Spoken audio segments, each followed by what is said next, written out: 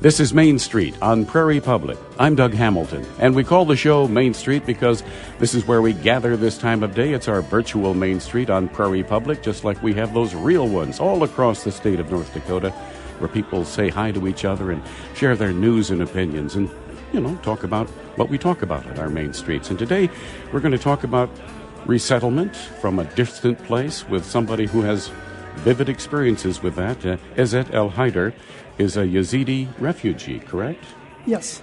And you live in Moorhead, and you have lived in Moorhead for how long now? This is 2 years and a half for my family to be in Moorhead. Well, let's talk about what got you here. You worked for the U.S. Army in Iraq, correct? Yes, I worked with the U.S. Army as interpreter and translator for 8 years. Okay. And did that kind of work make you more vulnerable to problems in Iraq? Of course, like working with the U.S. Army, they were looking at us as mercenaries. So, if they got like as U.S. soldiers, how they will be harsh toward them, they will be doing the same toward us as interpreters working with the U.S. Army. So you're Yazidi by ethnic tradition, correct? Yes, we are Yazidi. Yazidi is one of the oldest religion in Middle East, especially in Mesopotamia. Yeah. And that's largely Iraq, pieces of Syria, pieces of Turkey? Yes, when we say Yazidi, we have Yazidis like mainly in Iraq, like 500,000 Yazidi living in Iraq. We have Yazidis in the past in Turkey. We have Yazidi in Syria, Armenia, Georgia, Germany, Sweden, U.S. Like in U.S., we have a big Yazidi community living in Lincoln, Nebraska, and some Yazidis in other states also. Well, let's talk about the traditional Yazidi region in that part of the Middle East. How long have Yazidis been there, and give us a sense of the specialness of the Yazidi religion compared with those that are surrounded? Yazidi is it's one of the oldest religion. When we talk about the Yazidism, a synonym to Yazidism, you would be talking about the Mithraism, about the Zoroastrianism. Yazidi religion is one of the oldest, as we said, for thousands of years had been over there. We believe in God, the Almighty, the Creator. It's a monotheist religion. Still, we have the system of gods.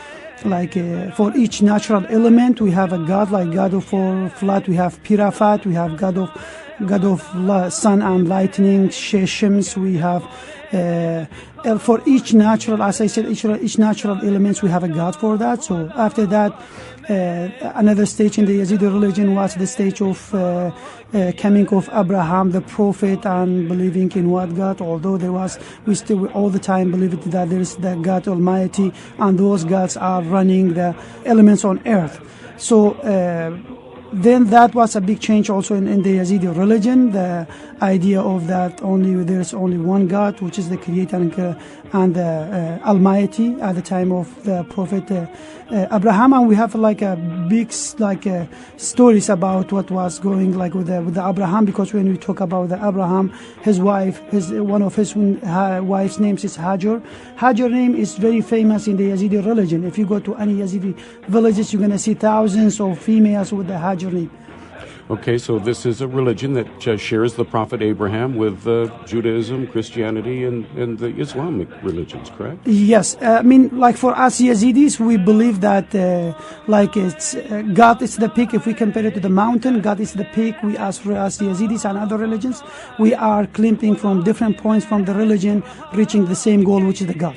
Okay, but you're in an area that has other religious traditions. Have the Yazidis always been somewhat persecuted, or have you lived in peaceful coexistence before this? Yazidi, if we looking at the minorities in Middle East, it's really they were suffering like during their histories. One of the examples, let's say before Yazidis, we can talk about the Armenian. So those people, they suffered a lot in Iraq, and the best example or witness for what those people suffered is Yazidis, because Yazidis were living together at that time. So Yazidis had 72 genocides during their history.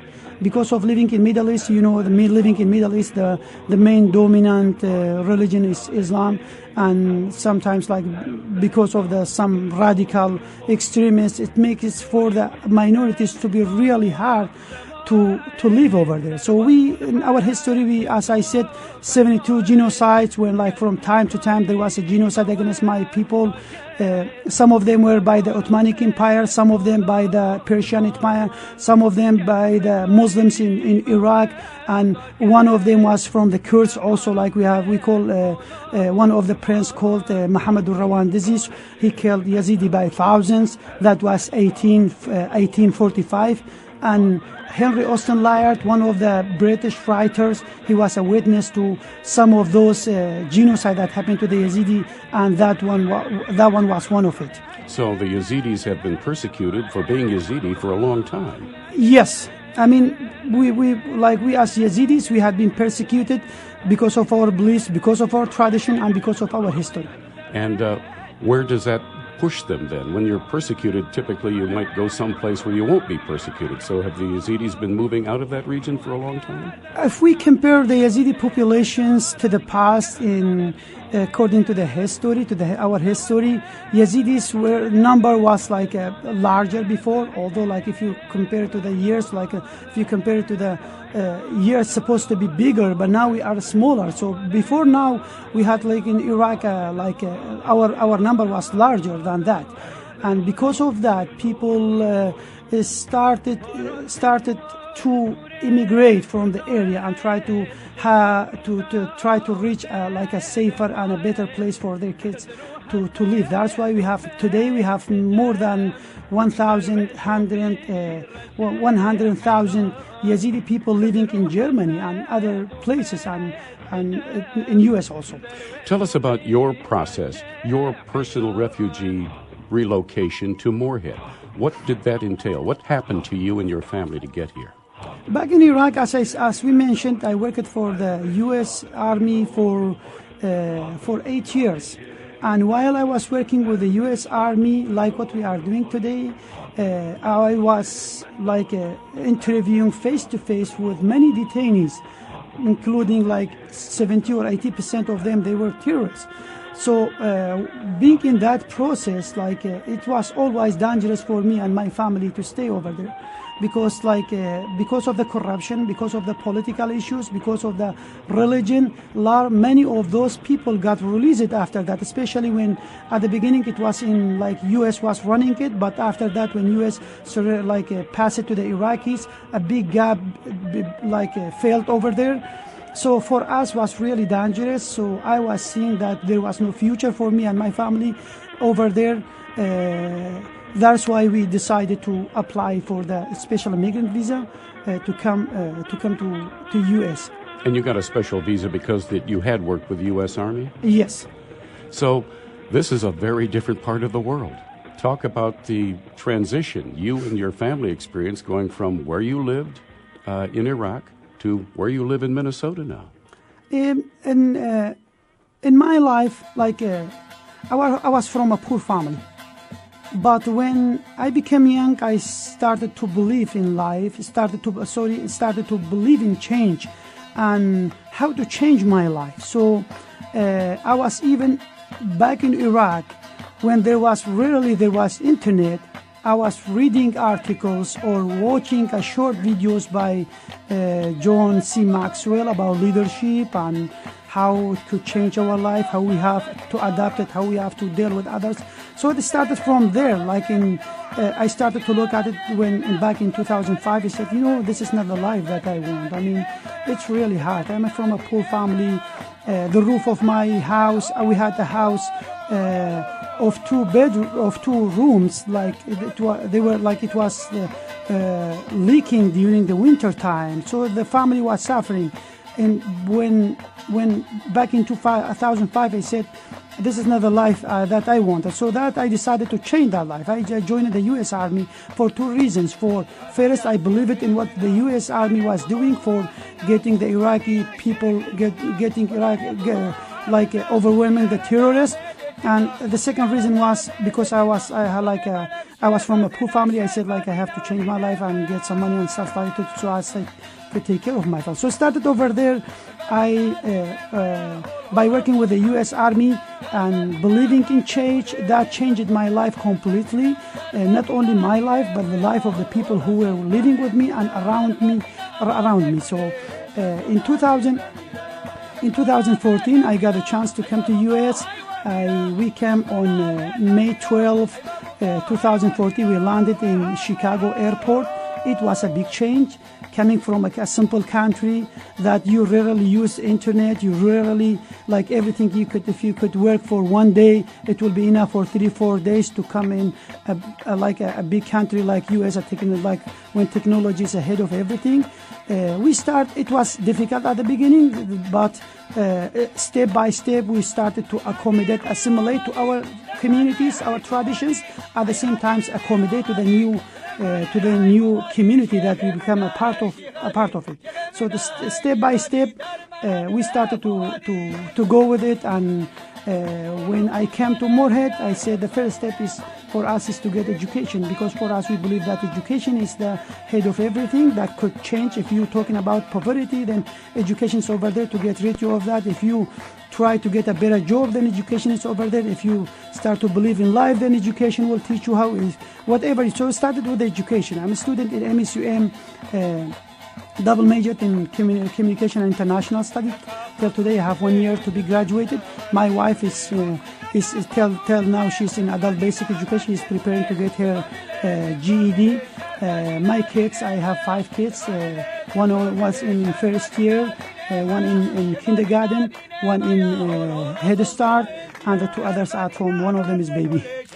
And what do you hope to do when you get your degree and move on with your life?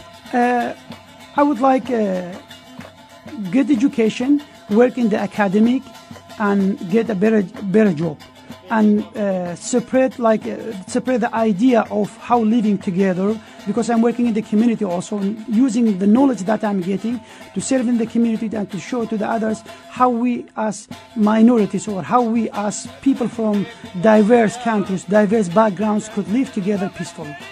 Are there other Yazidis that you can be with in this area?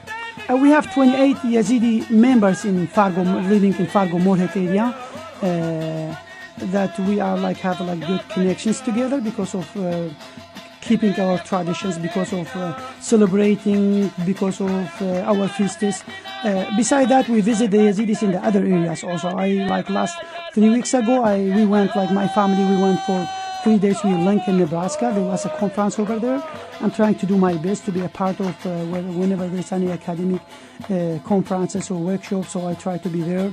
So we met with the families that some of them was 10 years ago, and we haven't seen each other. So that was a good visit for us. Now, Yazidis believe that they should marry within the Yazidi religion, correct?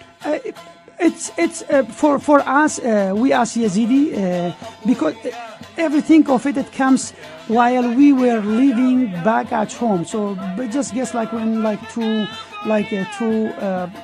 3 members of belonging to the ISIS or other extremist radical groups do what when they come to let's say when they come to Europe or US, how mess they make the situation.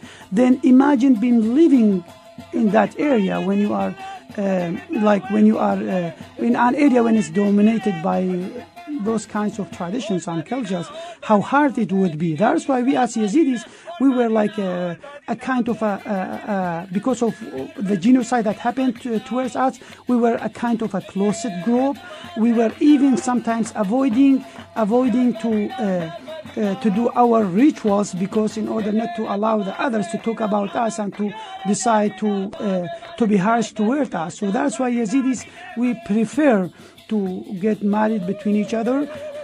We prefer to, because it's a small religion, a small community, we prefer to get married between each other. We try to do our best for our kids, and at the same time they are independent at the age when they are 18 or above 18 to get married, but at the same time our kids is even above that age, they need our advices for their marriage and stuff like that. So that's why it comes from there, because being over there, being overwhelmed, being oppressed, made like us to be marrying between each other. And also there's another fact, when at the age of 18, the young people from the Middle East, they are still not mature. So that's one of another fact that we take care of it also. Why were Yazidis targeted by ISIL? The big reason is religion, because we are from a different faith, because we believe in humanity ahead of Yazidism, ahead of Christianity, ahead of Islam, ahead of Judaism, ahead of Buddhism, ahead of Hinduism, ahead of other religions, and religionless people also. For us, humanity is before everything. We have the one symbol that we keep it at home. It's called barat. It's a small round dirt that we keep it. We put it in a pocket. We get it from the Lalish temple. It's one of the oldest Yazidi temple back in Iraq. So that symbol is the symbol of having God with you all the time. The symbol of peace, the symbol of reconciliation. It's the same like mezuzah in Judaism. So that symbol is different object, different name, but still it have the same meaning in peace, believing in God, and humanity and reconciliation. About 2 years ago, this really got hot in Iraq. We saw video of terrible persecution of Yazidis. They're being isolated on the top of a mountain and being airlifted away to some sort of protection. Do you often communicate with family and friends in that part of the world still? Yes, of course, we have the communication with our people. We are trying to share we are trying to spread their suffrage. We have 500,000 Yazidi in refugee camps in the north of Iraq. Thousands of mental issues, especially between women, especially between those females who got released from ISIS captivity. Some of them, to an extent, some of them, they make suicide because there's no knowledge over there. There's no that much care over there. We still have 3,200 Yazidi females in ISIS captivity that we pray for them, pray and light candles for them, because they are in Mosul area. Most of them, they are in Mosul area, and today the Free Mosul operation is started, and those people, they've been used as they will be used as human shells in this war. So these are desperate circumstances for your people. I mean, for us, for Yazidis, we like it's as if like starting from zero. I mean, not only this time, even in the past. I mean, we built our houses. We did a lot in our life. Then in a matter of one point in a time, let's say a campaign, a campaign by Ottoman Empire or by that Kurdish prince or by the Persian. They were erasing everything we did in our life. And another best example, what ISIS did, they destroyed our villages, they destroyed our religion sites, they destroyed our history. The trust is broken because a lot of those villages who were yesterday were like living around us in Sinjar area. They are Arab villages. So when ISIS came to the area, those villages attacked my people. So there's like a big gap over there, hopeless people.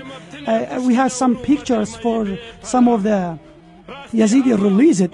They took pictures for them. Those females, they said have a picture. So they just take half a picture of their faces.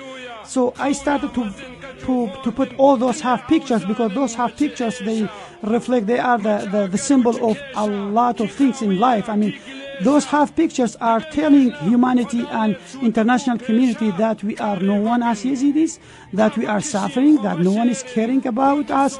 So there are thousands of Yazidi people, not only Yazidi people, even from other minorities, they are hopeless back in Iraq. Can you envision a future in that part of the world where these different ethnic groups live in peace? We hope it's the goal for us minorities. It's a goal for us to go back to our country. I mean, like my mom, for like a lot of time when she's 88 years old, when she said with me, said, "Okay, son, please, I have a will. If I passed away, please take me back to my country. Please take me back to the Yazidi cemetery, to my village, to between my people, to my memories, and bury me next to my husband. So I start to think about it. Oh my God, what's going on? Why life is becoming so wild? Why we are crushing the small dreams and hopes of these peoples? For us minorities, we believe in humanity. We believe in living together.